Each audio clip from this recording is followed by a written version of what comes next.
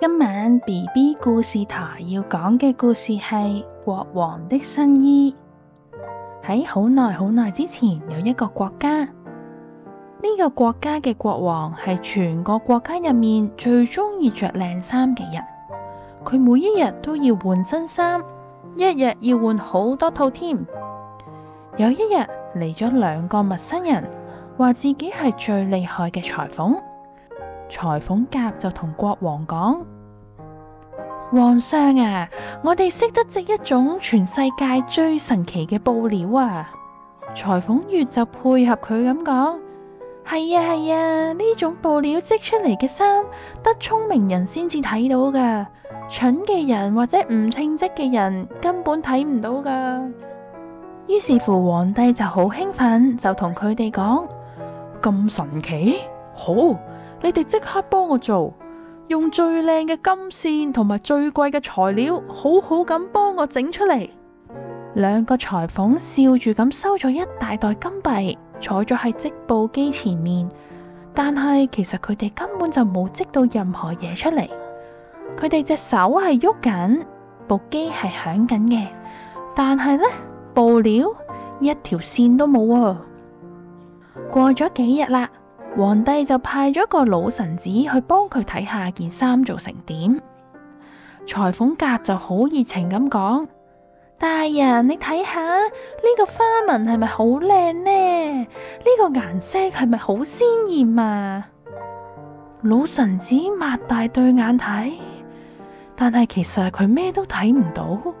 於是佢就好驚咁諗：死啦，我睇唔到喎，係咪真係我蠢呢？定係我唔稱職呢？唔得噶噃，唔可以俾人知噶噃。於是乎，佢就扮到好讚嘆咁講：哇，好靚喎，花紋真係好精緻啊！皇上一定好中意噶啦。裁縫乙就偷偷暗笑，然後講：多謝大人，我哋會繼續努力噶啦。終於，裁縫話件衫做好啦。佢哋2個扮拎起件衫，幫皇帝換新衫。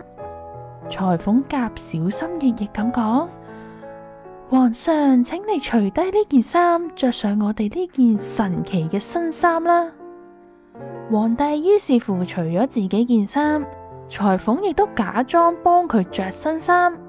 但係其實呢個皇帝乜嘢都冇着到上身，係光脫脫噶。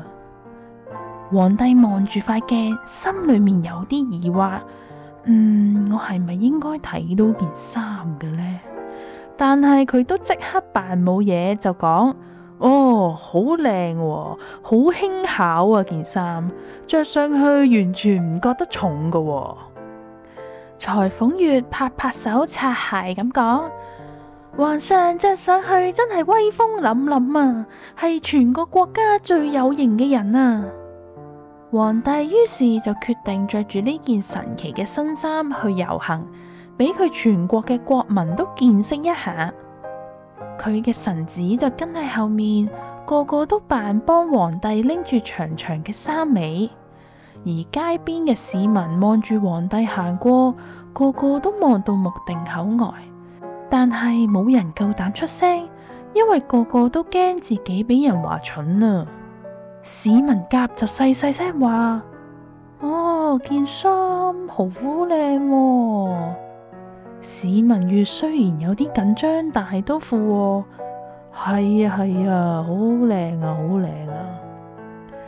就係呢個時候，喺呢一群人入面有一個細路仔望住皇帝，好大聲咁嗌咗出嚟：吓！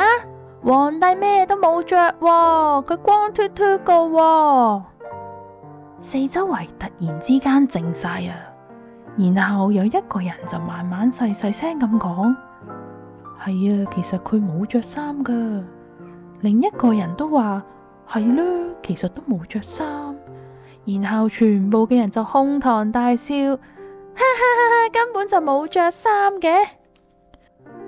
皇帝面都紅晒啊，但係死撐住，唯有唔出聲。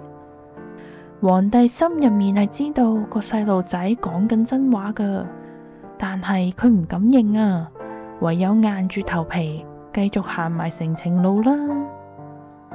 喺呢個故事入面，因為怕俾人笑，或者怕俾人話唔夠聰明，啲大人就選擇唔講真話。但係反而係個細路仔，因為佢天真無邪，因為佢咩都唔驚，佢就講出咗所有人都知道嘅真相啊！做一個誠實嘅人，有時候係需要好大嘅勇氣㗎，但係誠實永遠都係最珍貴嘅品格啊！如果你鍾意聽我講嘅故事，請你訂閱我嘅頻道，同埋俾個 like 呢條片啦！下次再見啦，拜拜！